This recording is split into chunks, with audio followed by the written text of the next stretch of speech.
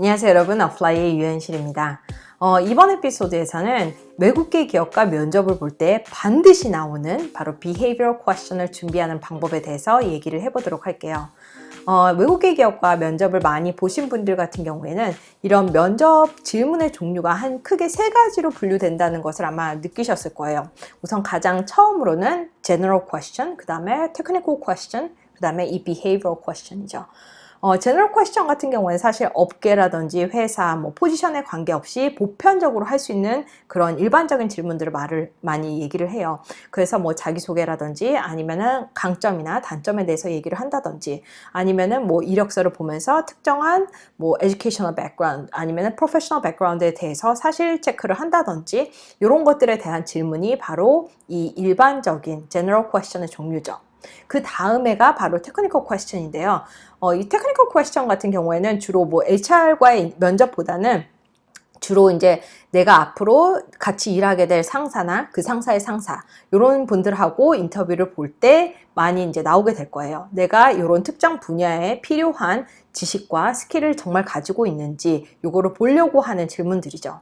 그래서 예를 들면은 마케팅이 계시다면은 이런 마케팅 전략은 어떻게 할 것인지, 왜 그런 선택을 할 것인지 이런 것들을 물어볼 것이고, 재무 쪽에 있다면은 재무 소프트웨어 아니면 재무에 필요한 그런 지식 이런 거를 물어보겠죠.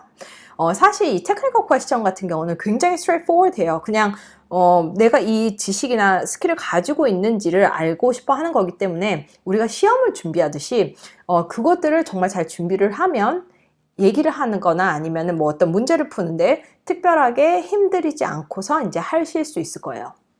정말 중요하고 까다로운 건 바로 이 behavioral question인데요. 사실 한국에 있는 외국계 기업도 이 behavioral question을 많이 묻기도 하지만, 만약에 이제 해외 쪽으로 있는 기업을 지원을 한다 이런 경우에는요, 이 behavioral question의 비중이 정말 커요. 심한 경우에는 3분의 2 이상을 차지하기도 하거든요. 이 behavioral question은 뭐냐면 우리가 어떤 식으로 생각을 하는지, 어떤 행동을 하는 사람인지를 알아보려고 하는 그런 질문이에요. 그래서 예를 들어서 어떤 상황을 던져주면서 이런 상황이 있을 때 어떻게 할 것이냐, 왜 그런 것을 할 것이냐, 아니면 어떻게 처리해왔냐, 이런 것들을 묻는 걸 많이 얘기를 해요. 그래서 예를 들어서 리더십을 발휘한 경험은 있냐, 어떤 식으로 발휘했냐, 아니면은 어떤 힘든 상황을, 힘든 문제를 해결한 적이 있느냐, 어떻게 해결했는지 말해달라, 아니면은 어떤 업적을 낸 적이 있느냐, 그런 업적에 대해서 자세히 얘기해달라, 성과를 얘기해달라, 보스와 어떤 문제가 발생한 적이 있었냐, 그런 경험에 대해서 해달라, 이런 식으로 이제 묻는 것들이 바로 behavioral question이거든요. 이런 예들을 통해서도 아시겠지만 이 behavioral question은 사실 정답이 없어요. 그래서 내가 이렇게 말하면 안 되고 이렇게 얘기하면 되고 이런 게 아니라요. 우리의 생각과 이제 행동 방식에 대해서 이제 잘 말하는 게 중요한데요.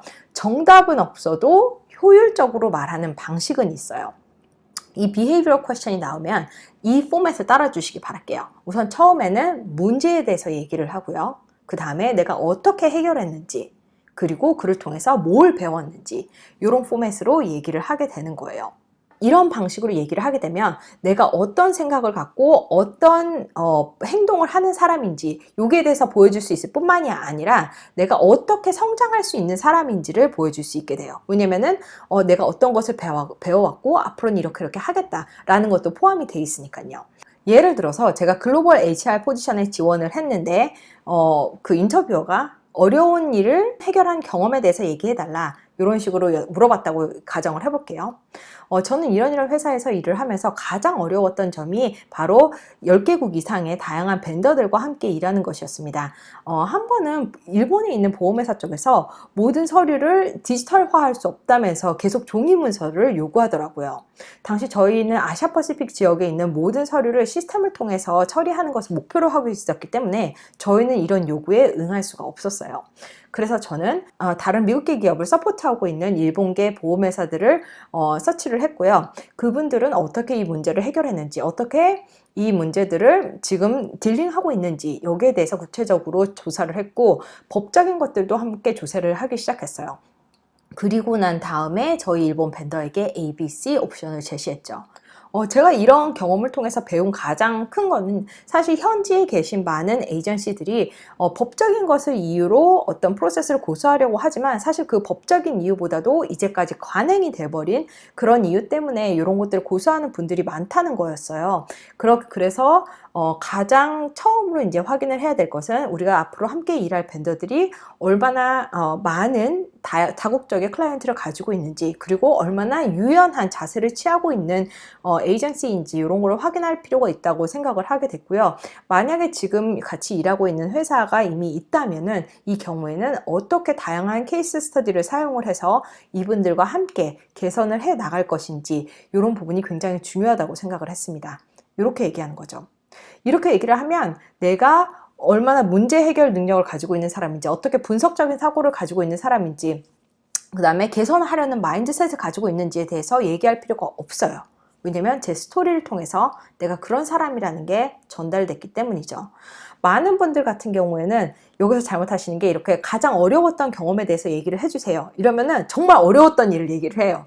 아, 이런 것도 너무 힘들었고 저런 것도 너무 힘들었고 아, 이거는 이래서 굉장히 힘들었습니다. 끝.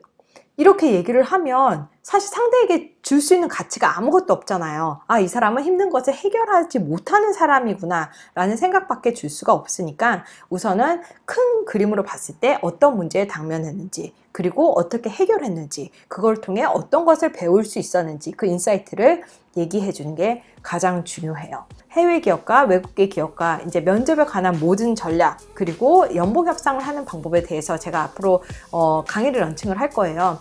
내년 1월에 런칭이 될 예정인데요. 만약에 이 강의가 런칭될 때 공지를 받고 싶으신 분들은 아래 링크된 페이지에서 이메일 주소를 남겨주시길 바랄게요. 제가 강의가 런칭될 때 연락드리도록 하겠습니다. 자, 그럼 이번 에피소드가 도움이 되셨다면 좋아요와 구독하기 눌러주시고요. 그럼 다음 에피소드에서 또 뵙도록 하겠습니다. 안녕히 계세요.